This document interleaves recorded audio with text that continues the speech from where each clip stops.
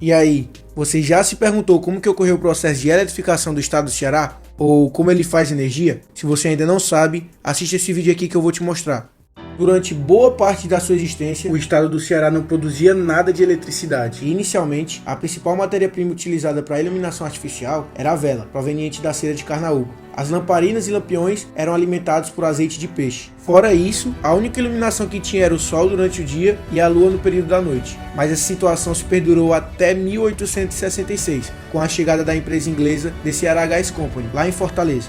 A partir de então, a demanda por energia passou a ter grande crescimento, sendo ela gerada a partir do gás hidrogênio carbonado. E após a sua chegada, a demanda por energia foi crescendo gradativamente e os hábitos das pessoas foram mudando, trazendo tanto mudanças sociais quanto culturais, já que agora as pessoas podiam aproveitar mais o período noturno. Em 1912, outra empresa inglesa, The Ceará Tramway Light, chegou para modernizar o transporte público da cidade, substituindo o bonde que antes era puxado a burro pelo bonde movido a energia elétrica. E essa energia era fornecida por uma pequena termoelétrica movida a lenha, e nesse mesmo período ela ajudava a alimentar também algumas outras residências, mas a iluminação pública da cidade continuava sendo gerada a gás, até 1935, quando ela foi totalmente substituída por uma movida a eletricidade. As termoelétricas da época geralmente usavam a lenha como insumo e conseguiam suprir apenas necessidades específicas, nada em escala industrial. Foi aí que a Ceará Gás e a Ceará Light passaram a concorrer acirradamente pelo mercado fortalezense. E nesse acirramento, a Ceará Gás começou a perder seu mercado para a Ceará Light, que tinha uma tecnologia bem mais desenvolvida, que era a termoelétrica movida a lenha. Após 23 anos de disputa, em 1935, a Ceará Light passou a ter o monopólio do fornecimento de energia elétrica no município de Fortaleza. Durante esse mesmo período, lá no sul do Ceará, a prefeitura do Crato pedia um empréstimo à Caixa Econômica Federal para construir uma hidrelétrica que suprisse a demanda da cidade, que estava crescendo gradativamente.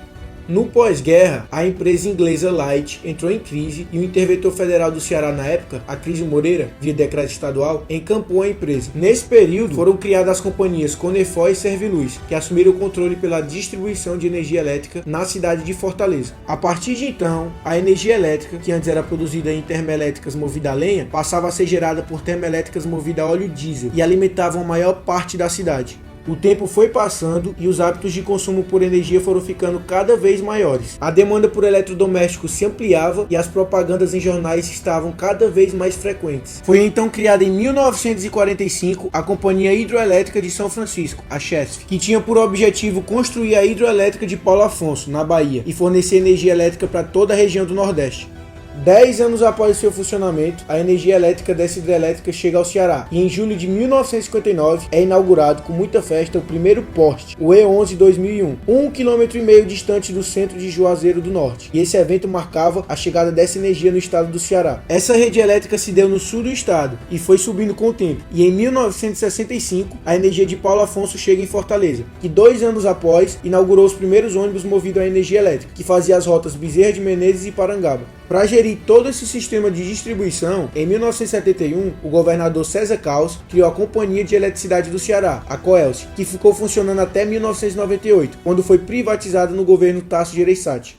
O estado foi um dos pioneiros na instalação dos primeiros aerogeradores do Brasil. Os primeiros foram em 1992, lá em Fernando de Noronha, enquanto em 1996, no Ceará, lá na Praia do Mucuripe, a Coelce e a CHESF instalaram experimentalmente os primeiros aerogeradores do estado, que 6 anos depois passavam a funcionar com capacidade de mais de 2,4 megawatts, o suficiente para atender mais de 25 mil pessoas. Diferente de outros estados, o Ceará é historicamente afetado por uma crise hídrica, o que faz com que a produção de energia por meio de hidrelétricas fosse sempre inviável. Por causa disso, até o ano de 2001, o Ceará importava quase 100% de toda a energia elétrica que consumia. Mas isso começou a mudar a partir de 2002, quando ele começou a iniciar sua própria produção de energia, por meio de termoelétricas. Porém, 2 fatores foram cruciais para que o estado passasse a produzir sua própria energia. O primeiro deles foi a privatização da Coelce, que tinha como um dos termos de concessão a criação de uma termoelétrica movida a gás natural e que fosse localizada na região portuária do Pecém, com o objetivo de desenvolver o complexo industrial e portuário de lá, o CIP. Já o segundo fator veio derivado de um problema marcado por blackouts e fortes crises relacionadas ao desabastecimento de energia no país, que tem até um caso conhecido como o apagão de 2001. Após isso, o governo federal viu que não podia depender apenas das hidroelétricas. Foi aí que ele lançou o Proeólica, em 2001, incentivando a contratação de empreendimentos de geração de energia eólica no país. E um ano após, em 2002, lança o Proinfa, com o objetivo de diversificar as fontes de geração de energia no país. Esses programas incentivam financeiramente os produtores de energias renováveis, oferecendo reduções de impostos, isenções, crédito facilitado, participação em leilões e até contratos de longo prazo, com o objetivo de diversificar a matriz energética do Brasil. Vendo isso, em 2005, o Estado institui o Proeólica por meio de um decreto estadual, concedendo benefícios fiscais aos fabricantes de equipamentos utilizados para a geração de energia eólica, fator que foi muito importante e que contribuiu muito para a instalação de empresas eólicas no estado. Foi a partir desse marco que o Ceará passou a ter como fonte de energia não mais só as termoelétricas, mas também uma produção significativa que era proveniente dos parques eólicos, que começaram a entrar muito forte no mercado.